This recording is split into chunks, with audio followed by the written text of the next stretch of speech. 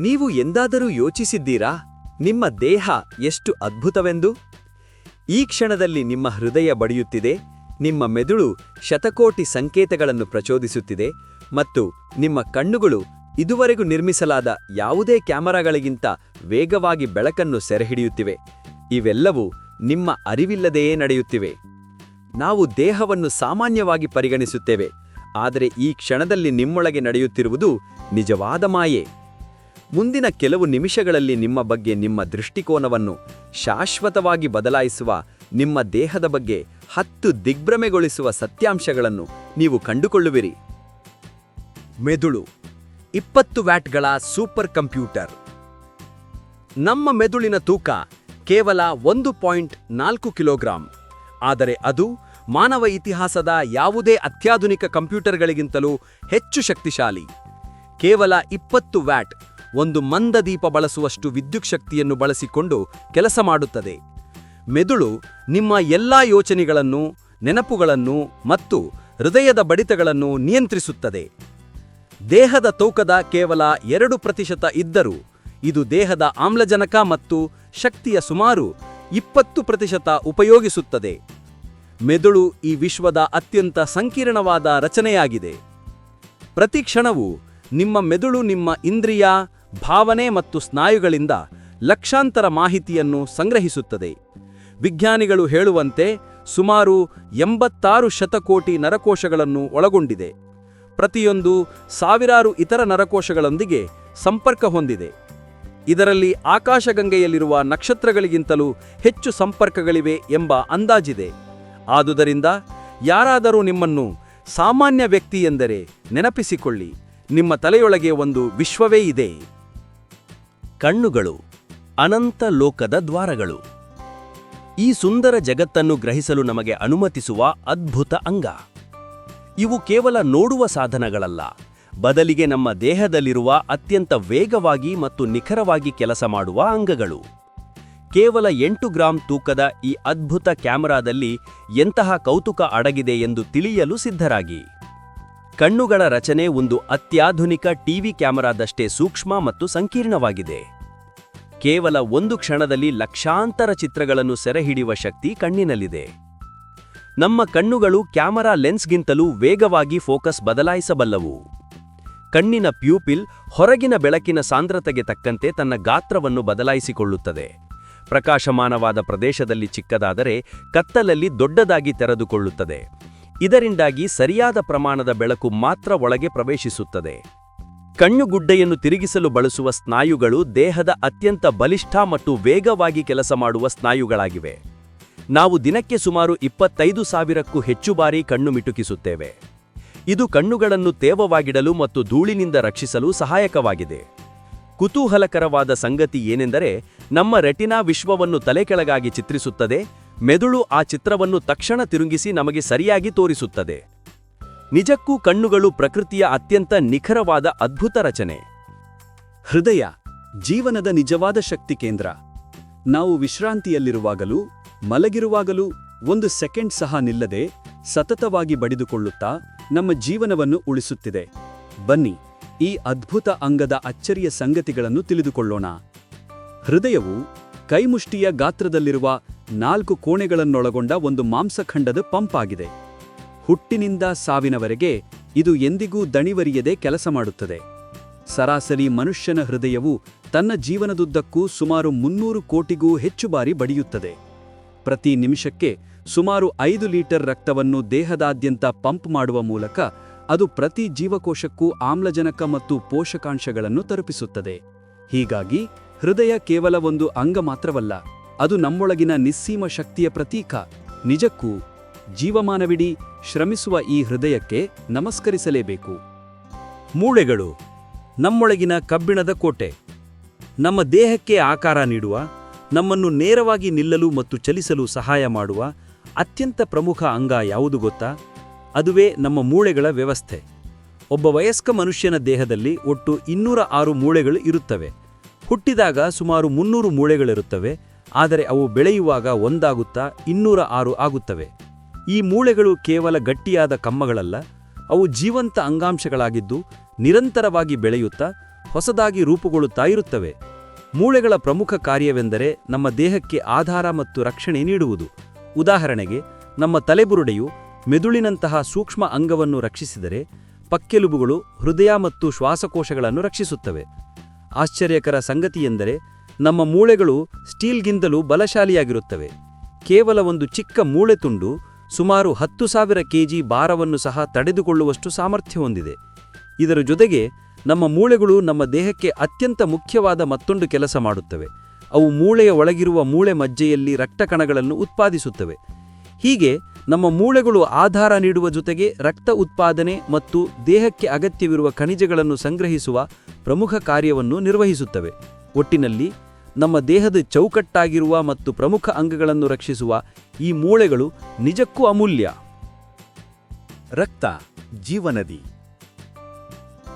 ಒಬ್ಬ ವಯಸ್ಕ ವ್ಯಕ್ತಿಯ ದೇಹದಲ್ಲಿ ಸರಾಸರಿ 4.5 ರಿಂದ 5.5 ಲೀಟರ್ಗಳಷ್ಟು ರಕ್ತವಿರುತ್ತದೆ. ಇದು ನಮ್ಮ ದೇಹದ ಒಟ್ಟು ತೂಕದ ಸುಮಾರು 7 ರಿಂದ 8ರಷ್ಟು ಇರುತ್ತದೆ. ಇದು ಇಡೀ ದೇಹಕ್ಕೆ ಆಮ್ಲಜನಕ ಮತ್ತು ಪೋಷಕಾಂಶಗಳನ್ನು ತಲುಪಿಸುವ ಕೆಲಸ ಮಾಡುತ್ತದೆ. ನಮ್ಮ ದೇಹದಲ್ಲಿ ರಕ್ತವು ಅದ್ಭುತ ವೇಗದಲ್ಲಿ ಸಂಚರಿಸುತ್ತದೆ.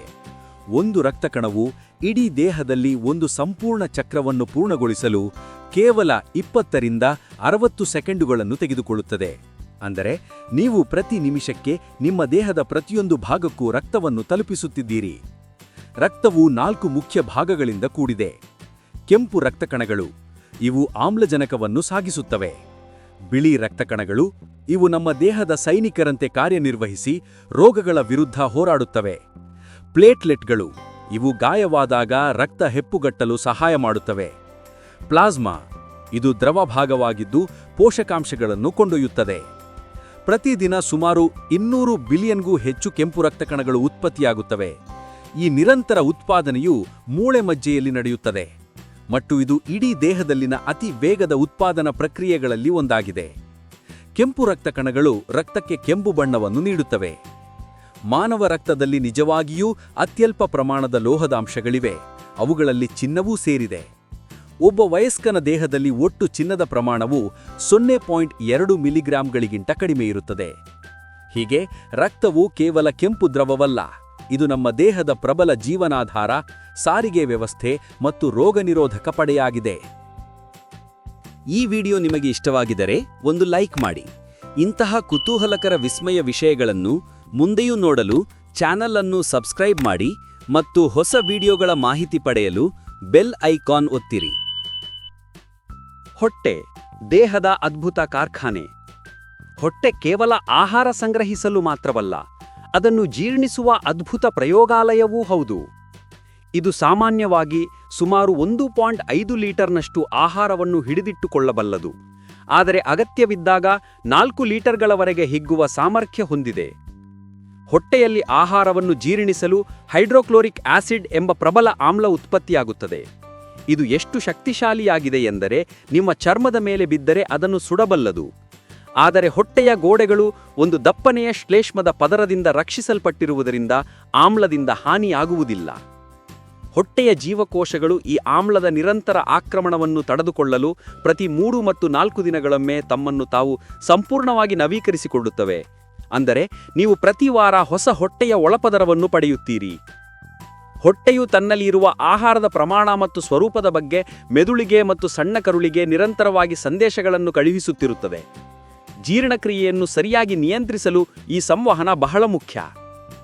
ಹಸಿವಾದಾಗ ಹೊಟ್ಟೆ ಗುಡುಗುವುದನ್ನು ನೀವೆಲ್ಲರೂ ಕೇಳಿರಬಹುದು. ವೈಜ್ಞಾನಿಕವಾಗಿ ಇದನ್ನು ಬೋರಿಗ್ಮಸ್ ಎಂದು ಕರೆಯುತ್ತಾರೆ. ಇದು ಹೊಟ್ಟೆ ಮತ್ತು ಸಣ್ಣ ಕರುಳಿನಲ್ಲಿ ಆಹಾರ, ನೀರು ಮತ್ತು ಆಮ್ಲಗಳು ಮಿಶ್ರಣವಾದಾಗ ಉಂಟಾಗುವ ಗಾಳಿ ಮತ್ತು ದ್ರವಗಳ ಚಲನೆಯಿಂದ ಬರುವ ಶಬ್ದವಾಗಿದೆ. ಹೀಗೆ ನಮ್ಮ ಹೊಟ್ಟೆಯು ಕೇವಲ ಆಹಾರ ಸಂಗ್ರಹಿಸುವ ಸ್ಥಳವಲ್ಲ, ಬದಲಿಗೆ ಅಸಾಮಾನ್ಯ ರಕ್ಷಣೆ ಮತ್ತು ಶಕ್ತಿಯನ್ನು ಹೊಂದಿರುವ ಒಂದು ವಿಸ್ಮಯಕಾರಿ ಜೈವಿಕ ಕಾರ್ಖಾನೆಯಾಗಿದೆ. ಚರ್ಮ, ದೇಹದ ಜೀವಂತ ಕವಚ. ಚರ್ಮವು ನಮ್ಮ ಇಡೀ ದೇಹವನ್ನು ಆವರಿಸಿರುವ ಅತಿದೊಡ್ಡ ಅಂಗವಾಗಿದೆ. ಒಬ್ಬ ವಯಸ್ಕ ವ್ಯಕ್ತಿಯ ಚರ್ಮದ ಒಟ್ಟು ಮೇಲ್ಮೈ ವಿಸ್ತೀರ್ಣ ಸುಮಾರು 20 ಚದರ ಅಡಿಗಳಷ್ಟಿರುತ್ತದೆ ಮತ್ತು ಅದು ನಮ್ಮ ದೇಹದ ಒಟ್ಟು ತೂಕದ ಸುಮಾರು 16%ರಷ್ಟಿರುತ್ತದೆ. ನಿಮಗೆ ಗೊತ್ತೇ, ನಮ್ಮ ಚರ್ಮವು ನಿರಂತರವಾಗಿ ತನ್ನನ್ನು ತಾನೇ ನವೀಕರಿಸಿಕೊಳ್ಳುತ್ತದೆ. ಪ್ರತಿ ಗಂಟೆಗೆ ಸುಮಾರು 30,000ದಿಂದ 40,000 ಸತ್ತ ಜೀವಕೋಶಗಳನ್ನು ನಾವು ಕಳೆದುಕೊಳ್ಳುತ್ತೇವೆ. ಅಂದರೆ ಪ್ರತಿ 28ರಿಂದ 30 ದಿನಗಳಿಗೊಮ್ಮೆ ನಾವು ಸಂಪೂರ್ಣವಾಗಿ ಹೊಸ ಚರ್ಮದ ಹೊರಪದರವನ್ನು ಪಡೆಯುತ್ತೇವೆ. ಚರ್ಮವು ಕೇವಲ ಒಂದು ರಕ್ಷಣಾತ್ಮಕ ಪದರವಲ್ಲ, ಇದು ಒಂದು ಸಂಕೀರ್ಣ ಸಂವೇದನಾ ಕೇಂದ್ರವಾಗಿದೆ. ಚರ್ಮದ ಪ್ರತಿ ಚದರ ಇಂಚಿನಲ್ಲಿ ಸುಮಾರು 1,000ಕ್ಕೂ ಹೆಚ್ಚು ನರತುದಿಗಳಿರುತ್ತವೆ. ಇವೇ ನಮಗೆ ನೋವು, ಶಾಖ, ಒತ್ತಡ ಮತ್ತು ಸ್ಪರ್ಶವನ್ನು ಅನುಭವಿಸಲು ಸಹಾಯ ಮಾಡುತ್ತವೆ. ನಮ್ಮ ಚರ್ಮವು ದೇಹದ ತಾಪಮಾನವನ್ನು ನಿಯಂತ್ರಿಸಲು ಸಹಾಯ ಮಾಡುತ್ತದೆ. ನಾವು ಬಿಸಿಯಾದಾಗ ಚರ್ಮದಲ್ಲಿರುವ ಸಣ್ಣ ರಂಧ್ರಗಳ ಮೂಲಕ ಬೆವರು ಹೊರಬರುತ್ತದೆ. ಈ ಬೆವರು ಆವಿಯಾದಾಗ ನಮ್ಮ ದೇಹವು ತಂಪಾಗುತ್ತದೆ. ದಿನವೊಂದಕ್ಕೆ ನಾವು 1 ಲೀಟರ್ನಷ್ಟು ಬೆವರನ್ನು ಉತ್ಪಾದಿಸಬಹುದು. ನಮ್ಮ ಚರ್ಮವು ಸೂರ್ಯನ ಬೆಳಕಿನ ಸಹಾಯದಿಂದ ವಿಟಮಿನ್ ಡಿಯನ್ನು ಉತ್ಪಾದಿಸುವ ಒಂದು ಅದ್ಭುತ ಸಾಮರ್ಥ್ಯ ಹೊಂದಿದೆ. ಈ ವಿಟಮಿನ್ ಮೂಳೆಗಳನ್ನು ಬಲಪಡಿಸಲು ಮತ್ತು ರೋಗನಿರೋಧಕ ಶಕ್ತಿಯನ್ನು ಹೆಚ್ಚಿಸಲು ಬಹಳ ಮುಖ್ಯವಾಗಿದೆ. ಹೀಗೆ ಚರ್ಮವು ಕೇವಲ ಒಂದು ಹೊರಕವಚವಲ್ಲ, ಇದು ರಕ್ಷಣೆ, ಸಂವೇದನೆ ಮತ್ತು ಆರೋಗ್ಯವನ್ನು ನಿರ್ವಹಿಸುವ ನಮ್ಮ ದೇಹದ ಅತ್ಯಂತ ಕ್ರಿಯಾಶೀಲ ಮತ್ತು ಬಹುಮುಖಿ ಅಂಗವಾಗಿದೆ. ಕಿವಿಗಳು ಕೇಳುವ ಶಕ್ತಿ, ಸಮತೋಲನದ ರಹಸ್ಯ. ಸಾಮಾನ್ಯವಾಗಿ ನಾವು ಕಿವಿಗಳನ್ನು ಕೇಳಲು ಮಾತ್ರ ಬಳಸುತ್ತೇವೆ ಎಂದು ಭಾವಿಸುತ್ತೇವೆ. ಆದರೆ ಕಿವಿಯ ಪ್ರಮುಖ ಕಾರ್ಯಗಳಲ್ಲಿ ಒಂದು ನಮ್ಮ ದೇಹದ ಸಮತೋಲನವನ್ನು ಕಾಪಾಡುವುದು. ಮಾನವ ದೇಹದಲ್ಲಿರುವ 3 ಅತ್ಯಂತ ಚಿಕ್ಕ ಮೂಳೆಗಳು ನಮ್ಮ ಕಿವಿಯೊಳಗೆ ಇವೆ. ಅದರಲ್ಲಿ ಒಂದು ಮೂಳೆಯು ಅಕ್ಕಿಯ ಕಾಳಿಗಿಂತಲೂ ಚಿಕ್ಕದಾಗಿದ್ದು ಧ್ವನಿ ಕಂಪನಗಳನ್ನು ಆಂತರಿಕ ಕಿವಿಗೆ ರವಾನಿಸಲು ಸಹಾಯ ಮಾಡುತ್ತದೆ. ನಮ್ಮ ಕಣ್ಣುಗಳು ನಿದ್ರೆಯ ಸಮಯದಲ್ಲಿ ಮುಚ್ಚಿಕೊಳ್ಳುತ್ತವೆ, ಆದರೆ ಕಿವಿಗಳು ಯಾವಾಗಲೂ ಕಾರ್ಯನಿರ್ವಹಿಸುತ್ತಿರುತ್ತವೆ. ನಾವು ಮಲಗಿರುವಾಗಲೂ ಕಿವಿಗಳು ಶಬ್ದಗಳನ್ನು ಗ್ರಹಿಸಿ ಮೆದುಳಿಗೆ ಕಳುಹಿಸುತ್ತವೆ. ನಿದ್ರೆಗೆ ಭಂಗವಾಗದಂತೆ ಮೆದುಳು ಆ ಶಬ್ದಗಳನ್ನು ನಿರ್ಲಕ್ಷಿಸುತ್ತವೆ. ಕಿವಿಯಲ್ಲಿರುವ ಮೇಣ ಕೇವಲ ಒಂದು ಕೊಳೆಯಲ್ಲ, ಇದು ವಾಸ್ತವವಾಗಿ ಕಿವಿ ಕಾಲುವೆಯನ್ನು ಧೂಳು, ಬ್ಯಾಕ್ಟೀರಿಯಾ ಮತ್ತು ನೀರಿನಿಂದ ರಕ್ಷಿಸುವ ಒಂದು ಪ್ರಮುಖ ಕಾರ್ಯವನ್ನು ನಿರ್ವಹಿಸುತ್ತದೆ. ಇದು ನೈಸರ್ಗಿಕವಾಗಿ ಕಿವಿಯನ್ನು ಶುಚಿಗೊಳಿಸುವ ಒಂದು ಕಾರ್ಯವಿಧಾನವಾಗಿದೆ. ವಯಸ್ಸಾದಂತೆ ನಮ್ಮ ಕಿವಿಗಳು ಮತ್ತು ಮೂಗುಗಳು ಬೆಳೆಯುತ್ತಲೇ ಇರುತ್ತವೆ. ಇದಕ್ಕೆ ಕಾರಣವೆಂದರೆ ಅವು ಕೇವಲ ಮೂಳೆಗಳಿಂದ ಮಾಡಲ್ಪಟ್ಟಿಲ್ಲ, ಬದಲಾಗಿ ಕಾರ್ಟಿಲೇಜ್ ಎಂಬ ಮೃದು ಅಂಗಾಂಶದಿಂದ ಮಾಡಲ್ಪಟ್ಟಿವೆ. ಈ ಕಾರ್ಟಿಲೇಜ್ ಕಾಲಾನಂತರದಲ್ಲಿ ಕುಗ್ಗಬಹುದು ಮತ್ತು ಹಿಗ್ಗಬಹುದು. ಹೀಗೆ ನಮ್ಮ ಚಿಕ್ಕ ಕಿವಿಗಳು ಕೇಳುವಿಕೆ, ಸಮತೋಲನ ಮತ್ತು ರಕ್ಷಣೆಯಂತಹ ಹಲವಾರು ಮಹತ್ತರ ಕಾರ್ಯಗಳನ್ನು ನಿರ್ವಹಿಸುವ ಒಂದು ಅದ್ಭುತ ಯಂತ್ರವಾಗಿದೆ. ಮೂಗು ವಾಸನೆ, ಉಸಿರು ಮತ್ತು ಸಂವೇದನೆಯ ಸಂಗಮ.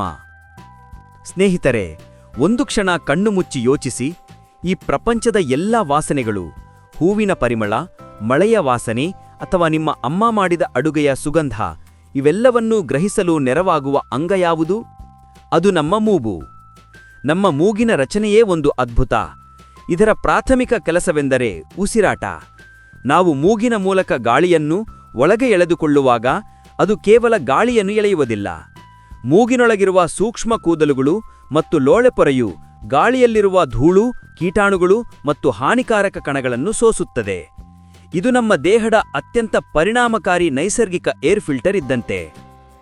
ಇದಲ್ಲದೆ ಮೂಗು ನಾವು ಉಸಿರಾಡುವ ಗಾಳಿಯನ್ನು ಶರೀರಕ್ಕೆ ತಲುಪುವ ಮೊದಲು ಅದನ್ನು ಬೆಚ್ಚಗಾಗಿಸುತ್ತದೆ ಮತ್ತು ತೇವಗೊಳಿಸುತ್ತದೆ.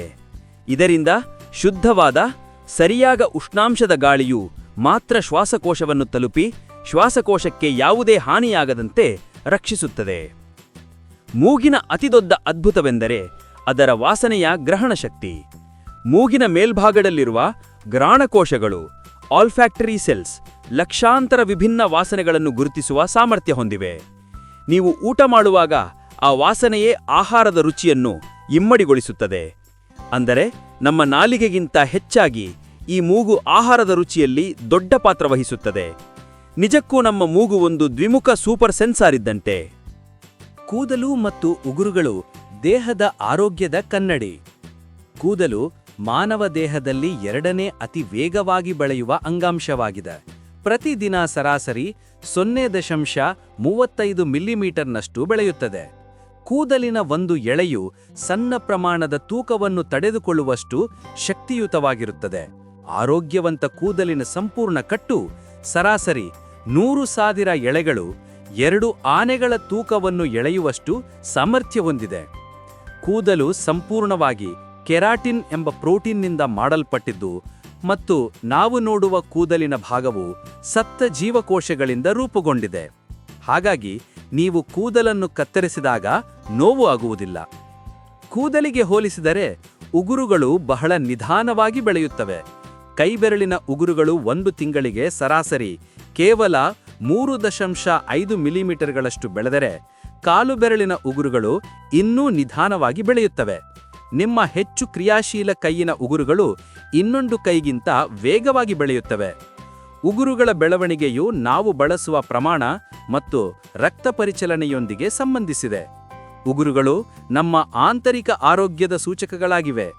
ಉಗುರುಗಳ ಬಣ್ಣ, ಆಕಾರ ಮತ್ತು ವಿನ್ಯಾಸದಲ್ಲಿನ ಬದಲಾವಣೆಗಳು, ಉದಾಹರಣೆಗೆ ಬಿಳಿ ಕಲೆಗಳು ಅಥವಾ ಸಣ್ಣ ಗೆರೆಗಳು, ದೇಹದಲ್ಲಿನ ಪೋಷಕಾಂಶಗಳ ಕೊರತೆ ಅಥವಾ ಆರೋಗ್ಯ ಸಮಸ್ಯೆಗಳನ್ನು ಸೂಚಿಸಬಹುದು. ಹೀಗೆ ಈ ಸಣ್ಣ ಅಂಗಗಳು ಕೇವಲ ಸೌಂದರ್ಯಕ್ಕೆ ಸೀಮಿತವಾಗಿಲ್ಲ, ಅವು ಪ್ರಬಲ, ಕ್ರಿಯಾಶೀಲ ಮತ್ತು ನಮ್ಮ ಆಂತರಿಕ ಆರೋಗ್ಯದ ಬಗ್ಗೆ ಸುಳಿವುಗಳನ್ನು ನೀಡುವ ಅದ್ಭುತ ನೈಸರ್ಗಿಕ ರಚನೆಗಳು. ಮಾನವ ದೇಹದಲ್ಲಿ ಕೂದಲು 2ನೇ ವೇಗವಾಗಿ ಬೆಳೆಯುವ ಭಾಗವಾದರೆ, ಅತಿವೇಗವಾಗಿ ಬೆಳೆಯುವ ಭಾಗ ಯಾವುದು ಗೊತ್ತಾ? ಗೊತ್ತಿದ್ದರೆ ಕಮೆಂಟ್ನಲ್ಲಿ ತಿಳಿಸಿ. ವಿಡಿಯೋ ಇಷ್ಟವಾಗಿದ್ದರೆ ತಪ್ಪದೇ ವಿಡಿಯೋಗೊಂದು ಲೈಕ್ ಕೊಟ್ಟು ನಿಮ್ಮ ಸ್ನೇಹಿತರು ಹಾಗೂ ಕುಟುಂಬದವರೊಂದಿಗೆ ಹಂಚಿಕೊಳ್ಳಿ. ಇಂತಹ ಆಸಕ್ತಿಕರ ವಿಡಿಯೋಗಳನ್ನು ಮುಂದೆಯೂ ನೋಡಲು ಚಾನೆಲ್ ಅನ್ನು ಸಬ್ಸ್ಕ್ರೈಬ್ ಮಾಡಿ. ಮುಂದಿನ ವಿಡಿಯೋದಲ್ಲಿ ಮತ್ತೆ ಭೇಟಿಯಾಗೋಣ. ವಿಡಿಯೋ ನೋಡಿದಕ್ಕಾಗಿ ಧನ್ಯವಾದಗಳು.